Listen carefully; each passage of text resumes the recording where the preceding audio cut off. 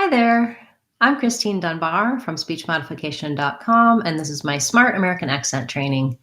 Happy Friday. Welcome to our live question and answer class. We have this class each Friday to take your questions regarding American English pronunciation, intonation, anything that will help you to improve your overall communication in American English. Hi, Olvia. Nice to see you. So as we start class today, I want to talk about a request that came in. Part of this was requested by one of our YouTube viewers, and I think it's topical for many of us, especially those of us here in the US, although the political situation in the US is affecting more places than just here. So I wanted to talk about some vocabulary words, and we'll talk about how to pronounce them and how to use them as well. Ask your questions at any time about any topic that you like, related to American accent, of course, in the chat, and I will be answering your questions live today as well. But first, I want to look at the words coup, sedition, and insurrection. Talk about what they mean. We have been hearing these terms a lot in the news and maybe used a little bit interchangeably, and they do have separate meanings and separate uses. So first of all, the word coup is a sudden change of government that is illegal and often violent. So you'll hear that, it's a noun, you'll hear that used to say, you know, that there was a coup in this country and now there's a new government. It's short for coup d'etat, which is French, which means, I think, a coup of the state or attack on the state. And we pronounce it just like coo, like you would say, oh, that baby is cooing or a bird is cooing. So just the K sound and the oo sound. That P is silent. Then when we talk about the word sedition, it means the use of words or actions that are intended to encourage people to oppose a government. So sedition is the speech, the actions used that incite others to violent overthrow the government. Not necessarily violent overthrow, but typically that's what's implied. So the act of sedition is to encourage others with your words and your actions to overthrow a government. We pronounce sedition, it has second syllable stress. It lacks I vowel. And so that first syllable sounds like sa and short and unstressed. The D syllable is long. And then we have the tion ending, which is just basically our sh and our schwa and our n. We almost have no vowel there. We tend to go right from the sh to the n, shun, sedition, because it's short and unstressed. We see that a lot in tion words. So we have coup, sedition, and then when we're talking about insurrection, that's a situation in which a large group of people try to take political control of their own country with violence. So you have sedition against someone or sedition against something, sedition against the government. And so it's often, again, a coup means that it was basically successful sedition or successful insurrection. So an insurrection is a noun, and the stress pattern in insurrection is second to last syllable stress. So the rect syllable is stressed. It has the red tent vowel, sounds like the word red. We have the k sound. So my insur and my shun are short. In, just like in, sa. You can think of that as having a schwa or being like with an whichever is easier for you. So the R in the middle, it's either surek or sarek, whichever you find easier. And then we have, again, our shun ending, insurrection. So a lot of information here. I don't often talk about vocabulary and the meanings of words, although, of course, that comes up sometimes incidentally. Whoa, sorry about that, guys. But I wanted to cover that for those words because I think for many people, knowing which word you want to use, which is which, can be useful, especially when they're newer words. And in terms of learning new words, we typically hear and understand words that we don't always use, so that the order of events is usually I hear and recognize a word, know what it means from the context, and then if I want to start using it, I have to maybe practice a little, try to be try it out, be active with it and intentional about it. A great way to learn new words is by reading or listening. You want to be working at a level where you encounter words that you don't know, look those up, keep a little list, things like that. Okay, thanks so much for the questions so far. We have a question about the pronunciation of extraordinary. So this is a good example of a word where it looks like the words extra and ordinary, but we don't say it like extraordinary. We tend to say it like extraordinary, where we instead of extraordinary, we only have one syllable for these two. So extraordinary, extraordinary. And that's where the stress lies, extraordinary, on the or. So it sounds like extraordinary. I would say you can either say extraordinary with an eh, or probably in the dictionary you'll see it with the I, lax I vowel. This is an example of the EX saying ix with the KS for the X. Extraor. Then we have, not easy, we have two R's surrounding the or. So that's like the word roar. You might find it easier to start from the or and then add your additional R, or roar, extraordinary. This IN is either an I or a schwa, extraorda. I think I say it with a schwa, extraorda. And then we have the air diphthong and an E, extraordinary. Extraordinary. Extraordinarily hard word, I would say. Thanks for that request. Rose, hi, nice to see you. Rose is asking about the words usage and percentage.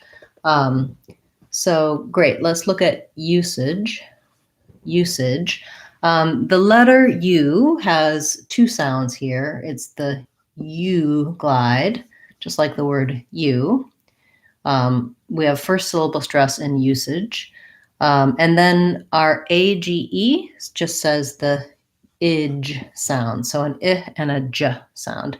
You, and I'll write it like this, usage or sig. We don't usually use J at the ends of words, but J is the letter we use at the start of words for the j sound, usage. And then when we have, what was the other word? Percentage. Percentage.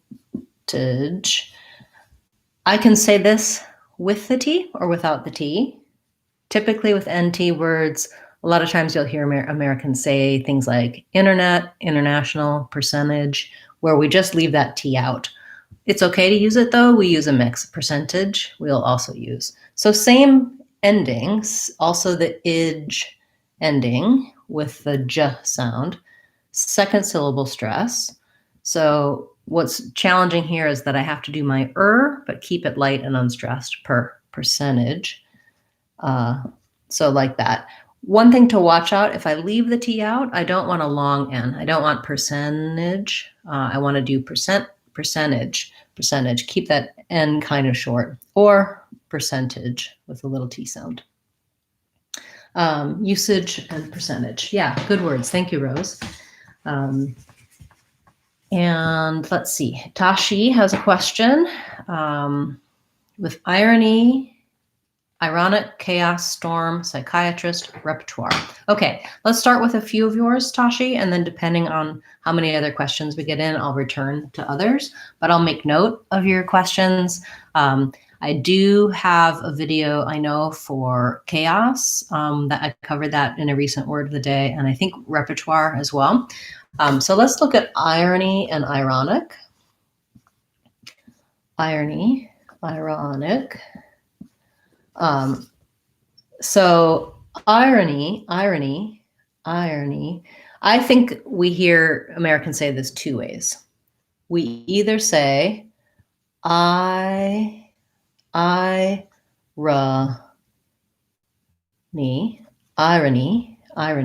which I think is the correct way.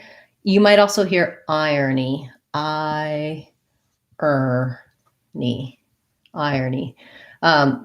When we have the word iron, which has this pronunciation, like I iron my clothes. And so it looks like I run, like irony, but we say it this way. So I think you'll hear a mix. Let's look this one up in the dictionary, because I think this might be an error that I actually do and maybe others do. Sometimes the errors become correct and there's two correct pronunciations. Sometimes when you look in the dictionary, maybe irony is the correct way, but it's hard to say, so people often say irony instead.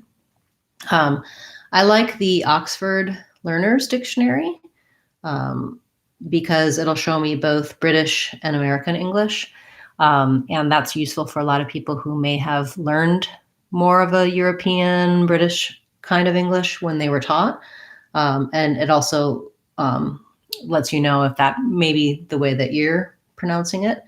Yeah, so in the dictionary, irony. Well, I guess I have the sound off. Anyway, so my theory is correct. Correct way, irony. Way that you'll hear this sound sometimes, irony. I would say you can probably do whichever one's easier for you. I probably have to work on doing this one. I think I more naturally say that one when I'm speaking, though. Different though, when I say ironic, clearly the R sound comes before the vowel and not after, like in irony. So what happens here is, because this one is a schwa, this O sounds like irony. This one has second syllable stress. This one has first, by the way. Irony, short, long there. Ironic, second syllable stress, although we still have some secondary stress on the I, so it's still that diphthong, but it'll sound more like ironic. So that letter O changes to the clear vowel ah, whereas in this one, it's unstressed syllable and it's a schwa, sounds like ah. So irony, ironic, good. Thank you for those requests. I'll come back to your other requests after I've given some other people a turn. Because you had some other great words that would be helpful for other people as well. Hi, Miguel. Nice to see you. I'm glad you made it. Halim, let's see. So Halim, I'll answer your question about cupboard. Temporarily, I think I have covered already. If not, I'll come back to your words as well. So Halim asked about temporarily, potentiality, potentiality. I'm not sure potentiality is a word. There's potentially and potential, but I think that might not be a word. And then in the word, your other request was for cupboard. So this is just like with extraordinary. It looks like the words cup and board, but we don't say it that way. We say it as cupboard.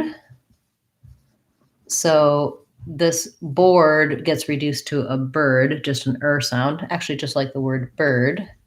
And we don't say the P of cup. So we say cupboard, with first syllable stress. So put it in the cupboard. Yeah, that's kind of a strange one. I think it was probably something that at some time in the past may have been pronounced like cupboard, because that's what it was, a board where you put your cups on a shelf. And now that has over time shifted and changed to the different pronunciation. All right. We have a request for fallow and follow. So I have that coming up in our word of the day. That should be, I think, airing sometime next week. I'll send you the link because you did request that one. Just a quick check. We have the a vowel in fallow and the a vowel in follow, and then they both have the o. So fallow versus follow, a versus a. You'll get more details on that in the word of the day class, where I go into a lot more depth on those two vowels and those two words.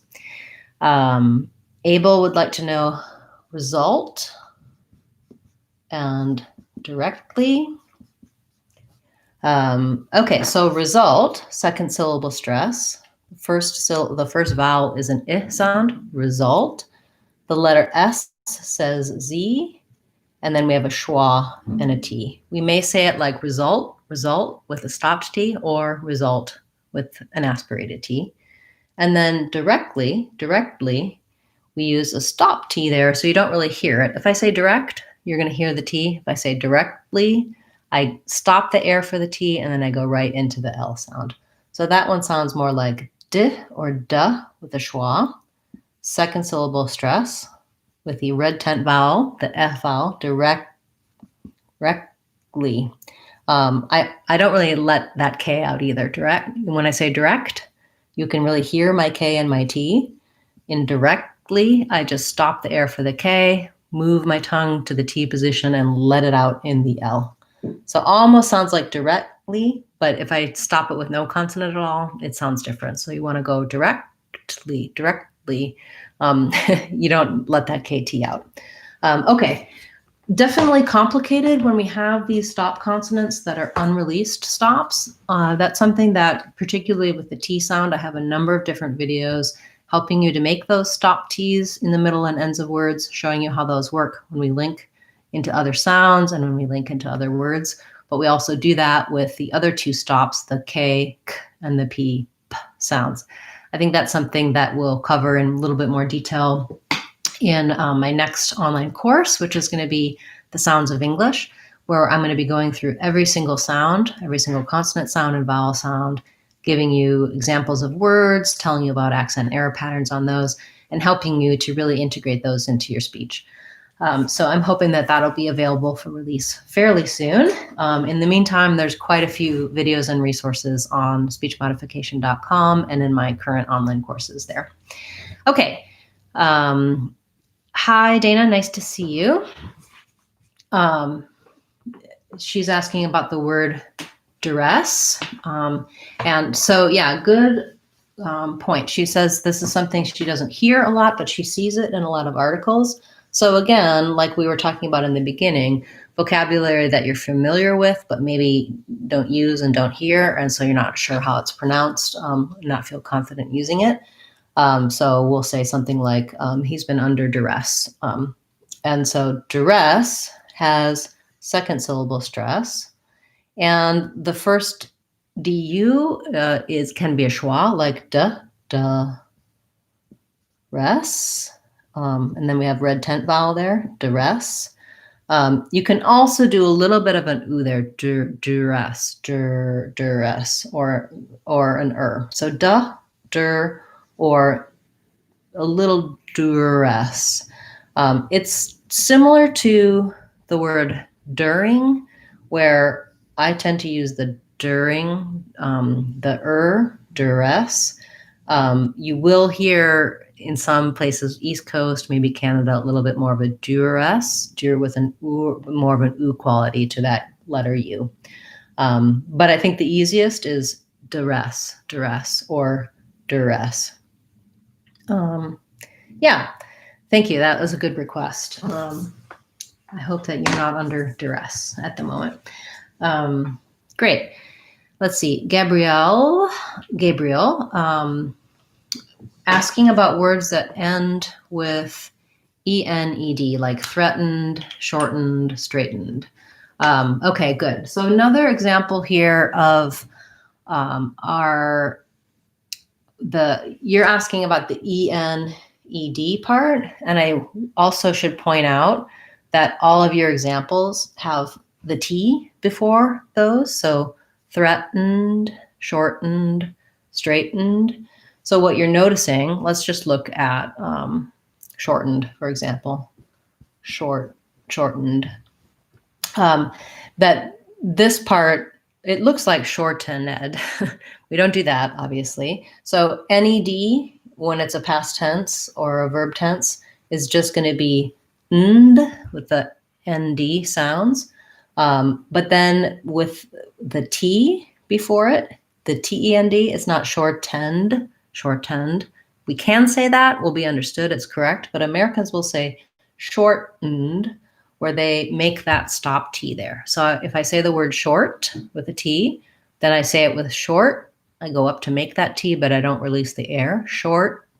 And then I go right into my N. Shortened, shortened, shortened. So it's kind of like removing both of those vowels, doing the stop T, the N, and the D is often unreleased as well. Shortened, shortened. I guess when I do the ND, there's a little bit of a D release there. Same thing happens with buttoned. So I do have a video about words like cotton, button, that's called a syllabic N and a stopped T. That combination is often challenging to do. And that's what's happening here in words like shortened, straightened, and your other word. I do think releasing that D is helpful, shortened, because otherwise it's hard to tell if I'm saying shorten with just an N or shortened, shortened. I have to make sure there's a little bit of D there so that we can hear that verb tense. So many times the pronunciation at the end of the word is critical for the grammar and for comprehension of knowing which word we're using. So that's why paying attention to the ends of words is really helpful, and why it's challenging when there's something strange like that stop T and syllabic N combination. So thank you for that question. I think that's really helpful to know about for a lot of people. Okay, so I'm going to go back to some of the other earlier questions. If you are just joining us now and you have a question, please feel free to put that in the comments at any time. And if you're watching on the replay, you can also ask your questions in the comments afterwards, and I'll go through and answer your questions, give you resources, links to videos where I talk about it. Excuse me. What I've been doing lately is after class in the comments, I also have been going through and putting timestamps in for each topic that we talk about so that you can scan through and see which words got covered in that class, and you can find answers to your questions. Some of you I know have made a lot of requests for our Word of the Day series, and I am working my way through those. But if you come, or if I cover your word in one of these classes, I'd like to be able to have you be able to get to that answer without a long wait. So that timestamp is a way to help you out with that. Excuse me. Okay, Dana's asking, is it okay to use a solid D sound instead of a flap in words like party or order? So the only thing I would say is if I'm saying something like party and I use too much air pressure, party, party, party, you can hear it'll sound a little strange. So trying to think of that D as being a little bit light, party, is helpful. Order. When we have either a T or a D in the middle of words, even in words that are spelled with a D, like patty, there's like a rice patty or patty like a burger. These two are pronounced the same. So the D in the middle is also a flap, so are the T's. So if I said paddy, you can hear how that doesn't sound correct, partly because I'm stressing too much if I use too strong of a D, patty, patty. So I do think usually if I think D, it'll be okay. You're probably not going to hit that D too hard, but you in a word like party or order, you want to keep that D a little bit on the light side if you can. The difference is a released T, I build up air pressure and then there's no voice and a lot of air comes out. A flap T, like city, city, my voice is on, but I don't build up a lot of pressure. And then a full released D, doctor, day, again, build up a lot of pressure and then it comes out. But we don't use those released T's and D's in the middle unless the syllable afterwards is stressed, like downtown or hot dog. Okay, hope that answered your question, Dana. Okay, let's go back to earlier. We had a request for the word storm. So there was a pretty big storm here recently. A lot of people without power still in the Pacific Northwest because of the high winds and rain. So storm, challenging to do that or, and a lot of people have trouble when there's an or and a consonant following, like words like order, border, card, hard, same with AR. So I would say start with your or, and then once you have a good solid or, add your M, or, orm.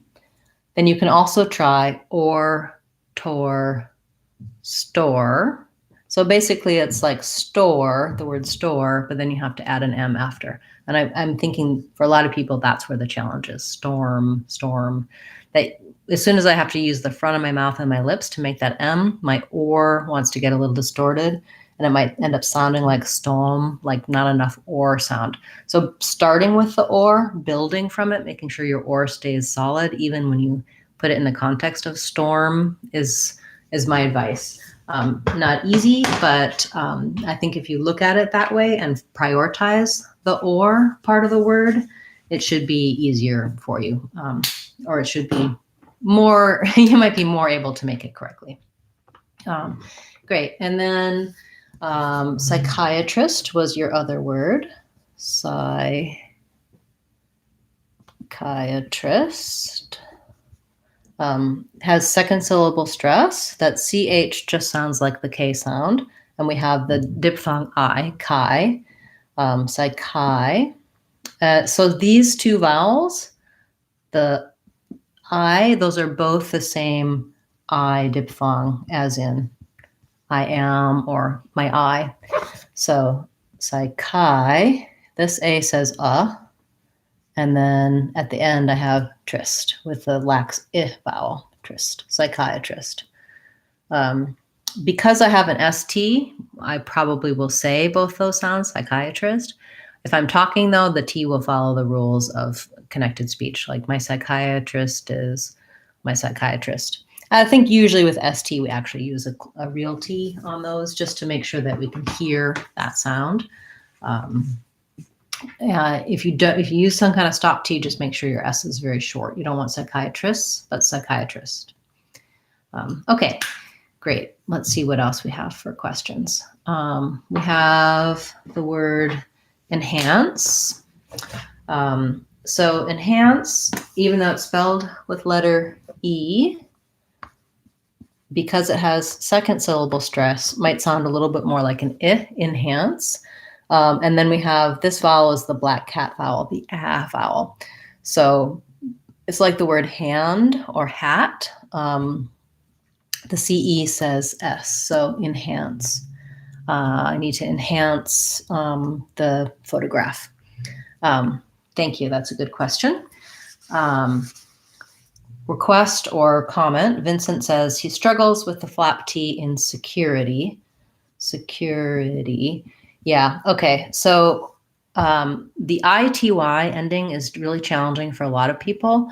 And what I would say is that because we use that so much, quality, quantity, security, authority, just practicing that ITY, the ITY, is going to serve you well because it's not only going to help you in the word security, but in many other words as well.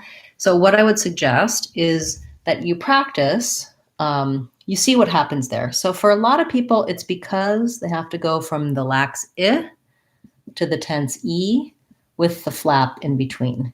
So you might find it easier to start with just D, and then add your I, itty, security. But in any case, building the ability to do that flap between the lax and tense vowels, that's something I talk about a lot I have a video about security, quality, quantity. I also have a lesson on speechmodification.com to help you with this. I would say just knowing that the problem or the tendency is sometimes this E will become more of an or an I because your brain and your mouth wants to make the two sounds the same. It wants to make both of them I sounds, or you might have it more like ED. It wants to match those vowels and you need to switch back and forth. then usually the task of doing that and moving from it-t to itty, there's just a lot of different things that you have to do that don't feel natural to you. So if you just practice those sounds and get more used to that combination, that should help you not only on the word security, but on other words with itty as well. They're also very light and fast. So once you can say itty, try to speed it up, get it very light and natural sounding, itty, itty. Okay, easier said than done, but I hope that those tips help you. Edson wants to know about the words withdraw and withdrawal. After class, Edson, I'm gonna direct you to my video on how to pronounce withdrawal. So I'll give you the short answer now, and then you can look in more detail to get help for a lot of those details. But we have second syllable stress in both withdraw and withdrawal. And we have the ah vowel, withdraw. The TH sound might give you some trouble. You want your tongue between your teeth and the air to flow with withdrawal. And then probably the hardest is doing the all when you change it to withdrawal. So working on words like all first, that has the dark L. So I'm going to do the ah sound, a bit of a schwa, and the L. All. The back of my tongue stays down and the tip lifts for the L, withdrawal. Again, I give the same information, but longer with more detail in my word of the day class. And so as I do the timestamps in the comments for this video, you'll be able to, I'll put a link there for that video. Or you can go to my channel page and do a search for withdrawal or look at our word of the day playlist and you'll find that word there. Thank you for that request. That's a challenging word. Julie wants to know about the word flabbergasted, unless she's just commenting that she's flabbergasted about class, but I'm going to talk about your word, and I think that's what you're asking for. So flabbergasted, what a great word, right? Sounds, it's onomatopoeic. It sounds like what it means in a weird way. So we have first syllable stress, flabber, and then a little secondary stress on the gas syllable. So it sounds like the word lab or flab has the black cat vowel. And then we have just a lighter, flabber. And then we go back to our a vowel in gas, just like the word gas that you put in the car. Flabbergasted. This one, a little bit of a flap maybe, gasted. You can think about it as same as the word did, flabbergasted. A lot of times ted sounds like did. So I'm flabbergasted at the events of last week. It goes along with our words insurrection and coup that we talked about at the beginning of class. Okay, and we have a request for worm and warm. This is also on my list to cover. I was just talking about this with one of my clients. So frustrating, the spelling here, because worm has the letters OR, but the sound ER. Warm has the letters AR, but the sound OR. So no wonder they're tough. So worm, if I think about the word were, and I add an M, I'll have it, worm. Warm, if I think about the word wore, like I wore my clothes, or the word war, we went to war, and then I add an M, I'll have it. So critical, I think maybe to rewrite them with the sounds they actually have. The worm wasn't warm. Especially this one, well, both of them really, that your brain is going to see those letters OR and those letters AR, and it's going to mix them up with the sounds. And the sounds are really and or.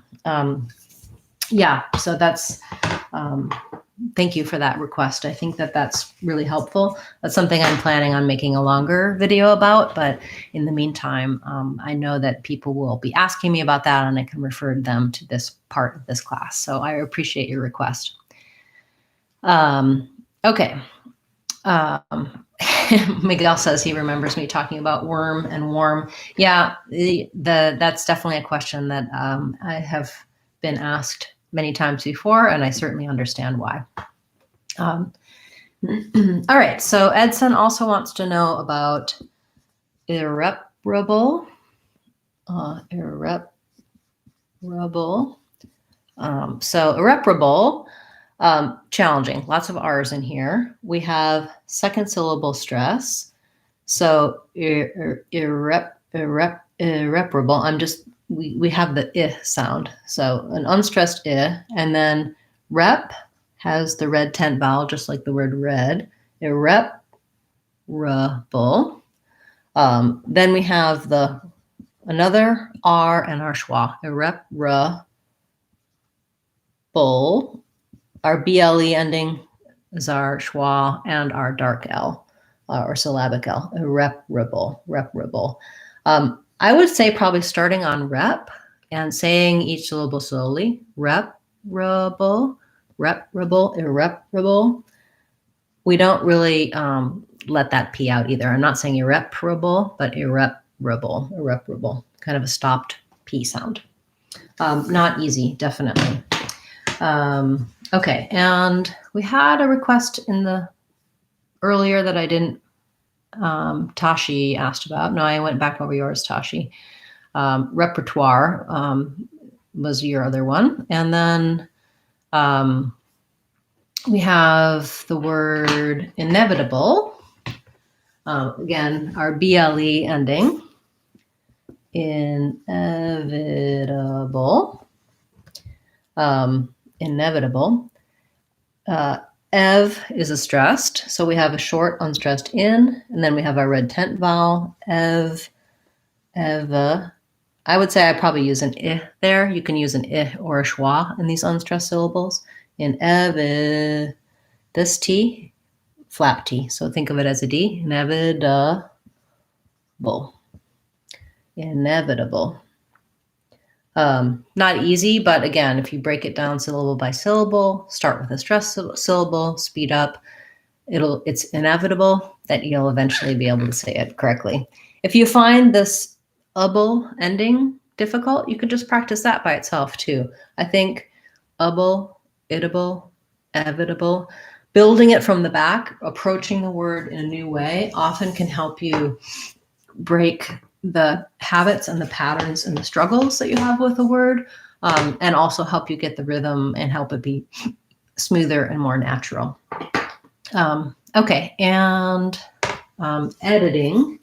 Yeah, okay. Again, edit. It looks like editing, but Americans will often say this as a flap. And so we'll have the sound that's stressed, clear vowel, and then the didding. Just sounds kind of like the word did and an ing. Editing. You can even think about if there were a word like didding, and then just adding a long before it, editing. Yes, I spend a lot of time editing videos and editing writing. Great, thank you for that request. Okay. Great class today. Wonderful requests and questions. Thank you so much for being a part of our class, for supporting the channel, sharing it with your friends, attending class. And you can ask your questions here in class and, of course, leave comments on videos. I do follow up with all of the comments to make sure that you find the resources you're looking for. Now that the channel has so many videos, I know sometimes it's hard to find the answers to your questions, or you may or may not know whether I have a video for it. So go ahead and ask and request, and I'll just link you to the video if it's already been covered in the word of the day, or I'll add it to my list to cover in a future class, either on our Friday live class or in our word of the day series. We also have on Sundays phrase of the week classes where we're looking at idioms, expressions, phrasal verbs, trying to help you expand and understand and use more of those. And our channel members have a Sunday class that's also a question and answer class, and they can ask their questions at any time during the week on any video or make a comment anywhere, and I'll cover their their topics and questions on Sundays. Even if you can't attend live, channel members, do ask me your questions, and then you can watch the replay because I'll be covering your answers. Great. Okay. Thanks so much, everyone. I'm going to answer one more quick question that came in while I was wrapping up, and then we'll call it a day. So Luis wants to know the word video, first syllable stress, and vowel, lax vowel, and then we have a tense E and diphthong O, EO, video. So what you might find is that your mouth wants to either do video or video. So you have to go from your I to your E, just like in ITI, quality, security, that we were talking about earlier, video. Words that have an I and an E tend to be a little bit more challenging. Also watch out for your V, that you're making that with the teeth and the lips, video, rather than two lips, video. B and V tend to be interchangeable for some people, especially Spanish speakers. If you're have a tendency to interchange the W and V, like Indian English, Russian, German speakers, then same thing. You want the V, you want it to feel just like when I make the F sound, and V, have the lower lip and upper teeth for video. Okay, thanks so much. Your word ordinary, I'll note that for next time, and word of the day, and I think I may have already covered that in the word of the day. So right after class, I'll make sure that you have a link that you can see my explanation for your word. Thanks so much, everyone, for being a part of class today. I hope to see you again tomorrow in our word of the day class, and of course, next Friday for our next live question and answer class. I'm Christine Dunbar from speechmodification.com. Remember, if you want to sound like a native speaker, you can do it. speechmodification.com. Bye, guys. Thank you. See you soon.